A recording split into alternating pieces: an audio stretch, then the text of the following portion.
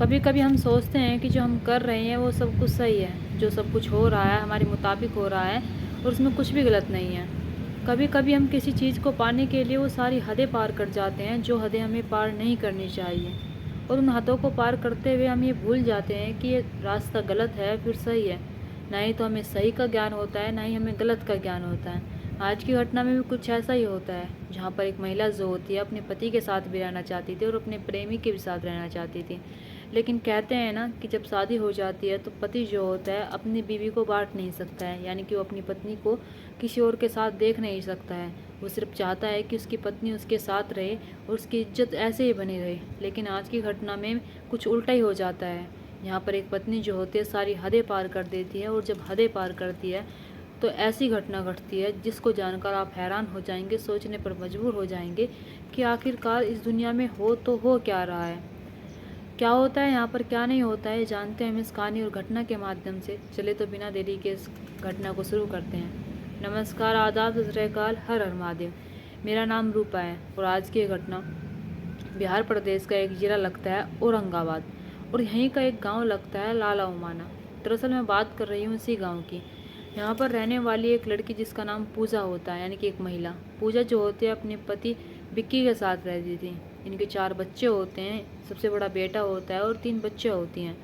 इधर इसकी जो विक्की की माँ होती है, क्योंकि विक्की के पिता का देहांत जो होता है वो बहुत पहले हो चुका था। अब इधर ये कुल मिलाकर लोग जो होते हैं 7 लोग होते हैं अपने घर में।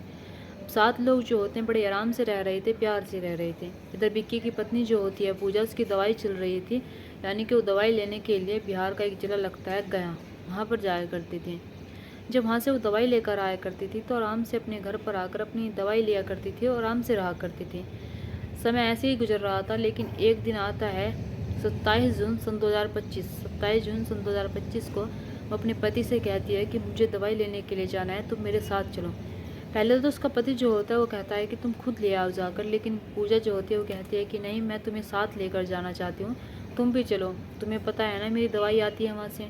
तो पिक्की जो होता है वो मान जाता है। मान जाने के बाद अपनी पत्नी के साथ उसके साथ गया दवाई लेने के लिए चला जाता है। जब गया दवाई लेने के लिए जाता है तो पिक्की जो होता है बीच रास्ते में अपनी पत्नी से कहता है कि मैं मौसी के यहाँ रनिया को लेने जा रहा हूँ। जब वो अपनी पत्नी से बात कहता है तो पत्नी जो होती है वो कहती है कि ठीक है। पत्नी जो होती है घर आ जाती है। घर आ जाने के बाद उसके बच्चे जो होते हैं पूछते हैं कि माँ, पापा कहाँ पर रह गई। रात का समय होता है तो पूजा जो होती है वो कहती है कि बेटा वे तुम्हारी मौसी के यहाँ पर गए हैं रनिया को लेने। वो अपनी सास से भी यही बात कहती है कि मौसी के यहाँ गई हैं रनिया को लेने। जब उसकी सास ये बात सुनती है तो रात का अंधेरा होता है, टाइम जो होता है काफ़ी हो चुका था। जब टाइम काफ़ी हो चुका था रात का, तभी उसकी सास जो होती है यानी कि विक्की की माँ जो होती है अपनी फ़ोन करती है, रिश्तेदारी में फ़ोन करने के बाद पूछती है कि विक्की वहाँ पर पहुँच गया। तो वहाँ पर इनकार कर दिया जाता है और कहा जाता है कि विक्की तो यहाँ पर नहीं आया है। यानी कि वो हर जगह रिश्तेदारी में फ़ोन करके पूछती है कि विक्की यहाँ पर आया है, लेकिन जब विक्की कहीं भी नहीं पहुँचता है और रात जो होती है काफ़ी हो जाती है, आधी आधी रात गुजर जाती है। जब आधी रात गुजर जाती है तो इधर सास जो होती है बहुत परेशान हो जाती है अपने बेटे को लेकर कि उसका बेटा अभी तक वहाँ पर पहुँचा तो पहुँचा क्यों नहीं है। जैसे ही अगला दिन आता है, सुबह सुबह जब अगला दिन आता है तो एक फ़ोन आता है। फ़ोन पर कहा जाता है कि तुम्हारा बेटा जो है वो एक दुर्घटना में मारा गया है, यानी कि उसका एक शव मिला है, शव आप आकर यहाँ पर शिनाख्त कर लीजिए। जब पुलिस वालों की बात कही जाती है तो सास जो होती है यानी कि विक्की की माँ जो होती है वो बहुत रोती है, बिलखते हुए अपने बेटे की शिनाख्त करने जाती है तो देखती है कि वो उसका बेटा ही है, विक्की ही है। लेकिन जब अपनी बेटे को अपने सामने देखती है तो रोती है, बिलखती है। इधर उसकी पत्नी जो होती है पूजा, वो भी रोती है और कहती है कि ये तो रिश्तेदारी में गए हुए थे, इनके साथ ये सब कुछ कैसे हो गया, कैसे नहीं हो गया।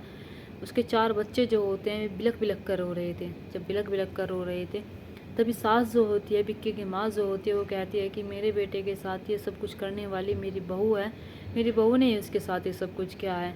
जब पुलिस वालों के सामने ये बात कही जाती है तो पुलिस वाले जो होते हैं वे सोच नहीं पा रहे थे, वे समझ रहे थे कि ये दुर्घटना में मारा गया है, क्योंकि इसका जो शव होता है वो एक रोड पर मिलता है। रोड पर कुछ ऐसे मिलता है कि ऐसा लग रहा था कि कोई गाड़ी आई और उसे कुचल कर चली गई।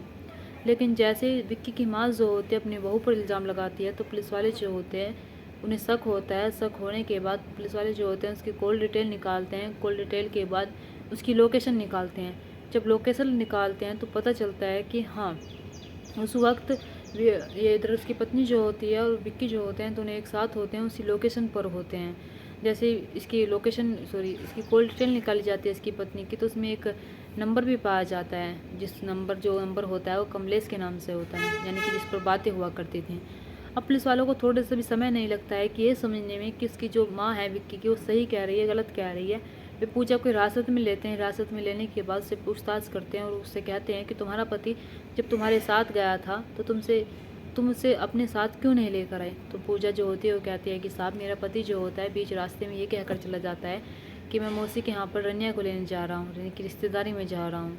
लेकिन पुलिस वाले जब उस पर सख्ती से दबाव करते हैं और सख्ती से दबाव पड़ने के बाद जब उससे पूछताछ की जाती है तो इधर पूजा जो होती है वो टूट जाती है। टूट जाने के बाद एक ऐसी कहानी सुनाते हैं जिस कहानी को सुनकर पुलिस वाले हैरान हो जाते हैं, सोचने पर मजबूर हो जाते हैं कि आखिरकार एक पत्नी ऐसा कर कैसे सकती है। इधर पूजा के जो 4 बच्चे होते हैं वे भी चौंकाने वाले कुछ सवाल बताते हैं। इधर पूजा की जो सास होती है वो भी बहुत कुछ बताती है उसके बारे में, लेकिन पुलिस वाले जो होते हैं वे सब कुछ जानकर तब कहीं जाकर पूजा से पूछताछ करते हैं। पूजा जो होती है वो बताती है कि साहब, मैं कमलेश से बहुत प्यार करती हूँ, यानी कमलेश से उसका वैसा संबंध चल रहा था, कमलेश से उसका प्रेम प्रसंग चल रहा था। कमलेश जो होता है उसके घर पर भी आया करता था। कमलेश जब उसे घुमाने के लिए कहीं भी लेकर जाया करता था। जब मैं दवाई लेने जाया करती थी तब मैं कमलेश के साथ घूमने भी चली जाया करती थी। इधर कमलेश जो होता है वो जब विक्की नहीं होता था घर पर तो वो मुझसे मिलने के लिए आया करता था, और जब मुझसे मिलने के लिए आया करता था तभी मेरे बच्चे जो होते थे उनको गन पॉइंट पर रखता था। गन पॉइंट पर रखने के बाद उनसे कहता था कि अगर तुमने किसी को बताया तो देख लेना तुम्हारा अंजाम क्या होगा, मैं तुम्हें भी मार दूंगा, तुम्हारे पिता को भी मार दूंगा। बच्चे को एक कमरे में बंद कर देता। कमरे में बंद करने के बाद हम दोनों जो होते थे दूसरे कमरे में चले जाया करते थे। वहाँ पर जाने के बाद संबंध बनाया करते थे। यानी कि वो बताती है कि मैं कमलेश से बहुत प्यार करती थी। कमलेश के पास गाड़ी होती है, उसके पास ब्लैक कलर की स्कॉर्पियो होती है, यानी कि कमलेश के पास बहुत सारा पैसा होता है। कमलेश जो होता है वो पूजा से प्यार करता था, पूजा जो होती है वो कमलेश से प्यार करते थे। इन दोनों का जब प्यार का सिलसिला यूँ ही चलता रहता है तो पूजा की सास जो होती है उसे आस पड़ोस के जो लोग होते हैं वे कहते हैं कि तुम्हारी बहू के पास एक व्यक्ति आता है, कमलेश नाम का व्यक्ति, वो क्यों आता है। तो पूजा की सास जो होती है वो कहती है कि पता नहीं। पूजा की सास जो होती है वो पूजा से आकर पूछती है। पूजा जो होती है वो कहती है कि आस पड़ोस के लोगों का काम है बोलने का, वे हम उस पर मेरे चरित्र पर सवाल उठा रहे हैं, आप उनकी बातों पर यकीन ना करें। पूजा की सास जो होती है बेचारी वो उस पर यकीन कर लेती है और सोचने लगती है कि शायद आस पड़ोस के जो लोग हैं वैसे ही कह रही हैं। ये सब कुछ पूजा की सास ने बताया है। इधर बच्चे भी बताते हैं कि हमें गन पॉइंट पर रखकर कमलेश जो होता था वो एक कमरे में बंद कर देता था और मम्मी और कमलेश जो होते थे वे दूसरे कमरे में चले जाया करते थे। इधर पुलिस वाले जो होते हैं उससे कहते हैं कि हमें ये जानना है कि तुमने अपने पति विक्की को क्यों मारा है। तभी इधर ये पूजा जो होती है वो बताती है कि विक्की मेरे साथ तो रह तो रहा था, लेकिन मुझे उसके साथ रहना नहीं था, मुझे कमलेश के साथ रहना था। विक्की के साथ मैं रहना ही नहीं चाहती थी, मैं कमलेश के साथ रहना चाहती थी। मैं कमलेश से बहुत प्यार करती थी और हमारे बीच में विक्की आ रहा था। तभी 27 जून सन 2025 को मैं विक्की को लेकर बिहार का एक ज़िला लगता है गया, वहाँ पर दवाई लेने के लिए जाती हूँ। तो वहाँ पर मैं विक्की को दवाई लेने के लिए जाती हूँ। हम दोनों जो होते हैं दवाई लेकर वहाँ से लौट ही रहे थे, बस में बैठते हैं।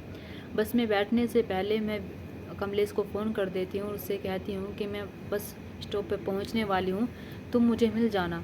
अब जैसे हम बस स्टॉप पर पहुँचते हैं, यानी कि बिहार का एक गोह इलाका लगता है, जगह लगती है, सुनसान जगह लगती है, वहाँ पर पहुँचते हैं। रात के 8 बज चुके थे तो सुनसान इलाका था। तभी ब्लैक कलर की स्कॉर्पियो जो होती है कमलेश के पास होती है वो आती है। जब आती है तो मैं विक्की से कहती हूँ कि मैं बहुत थक चुकी हूँ, मेरे पैर नहीं है जो मैं और चल सकूँ। तो वो कहती है कि मैं किसी से लिफ्ट ले लेती हूँ, लिफ्ट लेने के बाद हम दोनों उसमें बैठ जाएंगे और वो व्यक्ति हमें कुछ आगे तक छोड़ देगा। तो विक्की को इस चीज़ का पता ही नहीं था कि इसकी पत्नी उसके साथ आज ऐसा करने वाली है। विक्की जो होता है वो अनजान होता है। विक्की कहता है कि ठीक है, अगर हमें लिफ्ट मिल जाएगी तो हम बैठ जाएंगे। तभी ब्लैक कलर की स्कॉर्पियो आती है। जब स्कॉर्पियो आती है तो उसे लिफ्ट मांगती है। उसमें बैठा हुआ होता है कमलेश। कमलेश जब बैठा हुआ होता है तो उन दोनों को बैठा लेता है, यानी कि पूजा जो होती है गाड़ी के पीछे बैठती है, विक्की जो होता है कमलेश की साइड में बैठता है। ये दोनों जब जा रहे थे तभी कमलेश जो होता है वो कहता है कि मुझे ऐसा लग रहा है कि मेरी टायर का जो हवा है वो निकल रही है, तुम ज़रा देखो ना नीचे जाकर के टायर की हवा सही है फिर नहीं है। तो विक्की जो होता है नीचे उतरता है गाड़ी से नीचे उतरने के बाद जैसे वो नीचे झांकता है, जब झांकता है तो उसका जो आधा सर होता है, यानी कि आधा जो धड़ होता है वो गाड़ी की टायर के अंदर तक जाता है, यानी कि वो झांकने की कोशिश कर रहा था। तभी कमलेश जो होता है वो गाड़ी चला देता है। जब गाड़ी चला देता है तो उसे बार बार कुचलता है, यानी कि गाड़ी से उसे जब बार बार कुचलता है तो उसकी पत्नी जो होती है पूजा वो ये सारी चीज़ें देख रही थी। उसके जो हाथ होते हैं, उसकी जो आँखें होती हैं, थोड़ा सा भी ये नहीं कहती है कि रहने दो, बस करो, मेरे पति को ना मारो। ये दोनों जो होते हैं विक्की की जान ले लेते हैं ऐसे ही करके। जान लेने के बाद इधर जो ये पत्नी होती है पूजा, वो कहती है कि ये लगेगा कि ये दुर्घटना में मारा गया है, ये तो किसी को लगेगा ही नहीं कि ये तुमने मारा है। हम दोनों अब एक साथ रहेंगे, एक दूसरे से बहुत प्यार करते हैं, हमें रोकने वाला कोई नहीं होगा। अब तुम मेरे घर कैसे भी आना, कैसे भी जाना। मेरी एक सास है, वो तो ऐसे ही मान जाएगी। मेरे बेटे को तुम, मेरी 3 बच्चियाँ हैं, उनको तुम मना ही लेते हो गन पॉइंट पर रखकर। अब हमें एक होने से कोई नहीं रोक सकता है। जब ये सारी बातें पुलिस वाले उसकी जुबानी सुनते हैं तो पुलिस वालों को यकीन नहीं हो रहा था कि एक माँ अपने ही बच्चों के ऊपर गन पॉइंट पर रखवाती है। रखवाने के बाद वो दूसरे कमरे में जाते हैं, वहाँ पर जाकर अपनी हवस को पूरा करती है। एक बेचारी सास जिसका सिर्फ एक ही औलाद होती है, यानी कि जिसकी एक आंख का तारा होता है, वही उसने उससे छीन लिया। उसे पता था, वो जानती थी कि उसकी बहू का चरित्र जो है अच्छा नहीं है, लेकिन वो ये सोच रही थी कि चलो कोई बात नहीं, मेरी बहू सुधर जाएगी। इधर बच्चे जो होते हैं वे चीज़ से अनजान होते हैं कि हमारी माँ इतनी भी हद पार कर सकती है। उन्हें पता ही नहीं होता है कि उनके पिता के साथ इतना सब कुछ कर सकती है। कमलेश जो होता है वो फरार होता है। पुलिस वाले जो होते हैं उसे ढूंढने में लगे हुए हैं, लेकिन पूजा को हिरासत में ले लिया जाता है। जब ये सारी बातें मीडिया में फैलती है, जब ये मीडिया वाले जो होते हैं सास उस विक्की के घर जाते हैं, विक्की के घर जाने के बाद सास जो होती है वो ये सारी चीज़ें बताती है कि हाँ, मेरी बहू कमलेश से बात करती थी और मुझे आस पड़ोस के लोग जो होते थे वो बताते थे, लेकिन मैंने जब अपनी बहू से पूछा तो वो इनकार कर देती हैं। इधर बच्चे जो होते हैं, इनकी विक्की का जो बड़ा बेटा होता है वो बताता है कि हाँ, मेरी माँ के पास एक व्यक्ति आया करता था कमलेश नाम का, जिसके पास ब्लैक स्कॉर्पियो होती है, और जब आता था तो हम सभी बच्चों को कमरे में बंद कर दिया करता था और कहता था कि अगर तुम किसी को कुछ बताया फिर बाहर निकल कर आए तो देख लेना, मैं तुम्हें मार दूंगा, तुम्हारे पिता को मार दूंगा। और ये तो मेरी माँ और जो कमलेश होते थे एक दूसरे कमरे में जाते थे, वहाँ पर जाने के बाद शारीरिक संबंध बनाया करते थे। यानी कि एक माँ जो पूजा, जो अपने पति के ही साथ नहीं अपने बच्चों के साथ भी सारी हदें पार कर रही थी, यानी कि अपने पति को ही धोखा नहीं दे रही थी, वो अपने बच्चों को भी धोखा दे रही थी। जिसके 4 बच्चे हों, एक पति हो, एक परिवार हो, उसे क्या ज़रूरत होती है किसी और के साथ जाने की। लेकिन यहाँ पर पूजा जो होती है उसे कुछ दिखता ही नहीं है, सिर्फ उसे अगर कुछ दिखता है तो कमलेश दिखता है, कमलेश के अलावा उसे और कुछ नहीं दिखता है। यहाँ पर किसकी गलती होती है? यहाँ पर उस बेचारी विक्की की गलती होती है, जो इन सब चीज़ों से अनजान होता है, जिसने इस चीज़ को नहीं भाप पाता कि इसके आज साथ ये सब कुछ हो जाएगा। या फिर सास को जो आस पड़ोस के लोगों ने उसे बताया था उस पर यकीन कर लेना चाहिए था। या फिर पूजा की, जिसे वक्त रहते अगर अपने पति के साथ नहीं रहना था तो उससे नहीं अलग हो जाती। अपने पति के साथ अगर नहीं रहना था तो वो कोर्ट का दरवाज़ा खटखटाती, वहाँ पर जाने के बाद अपने पति से अलग हो सकती थी। लेकिन यहाँ पर आज कुछ अलग ही ट्रेंड चल रहा है। आजकल महिलाएं जो होती हैं अपने पति को मार रही है अपने प्रेमी के साथ रहने के लिए, और रोज़ ना रोज़ एक ऐसी नई घटना निकल कर आती है। लेकिन ना जाने क्यों फिर भी क्राइम करने की हिम्मत बढ़ जाती है। और सबको पता है कि क्राइम कभी छुप नहीं सकता, लेकिन सब जो होते हैं क्राइम करने से पहले ये बात नहीं सोचते हैं कि जब हम कर रहे हैं वो कल किसी को पता भी लग जाएगा। वो पता लगने के बाद हमारी जो पूरी ज़िंदगी है वो जेल में कटेगी। अगर क्राइम करने से पहले इंसान एक बार भी अपने बारे में सोच ले, अपने परिवार के बारे में सोच ले, तो वाकई में ये क्राइम जो है बहुत कम हो जाएंगे। दोस्तों, इस घटना और कहानी को सुनाने का मकसद मेरा आपका दिल दुखाना नहीं था, आपको परेशान करना नहीं था, आपको घटना के बारे में बताना था, आपको सचेत करना था। आप अपने परिवार के साथ खुश रहिए।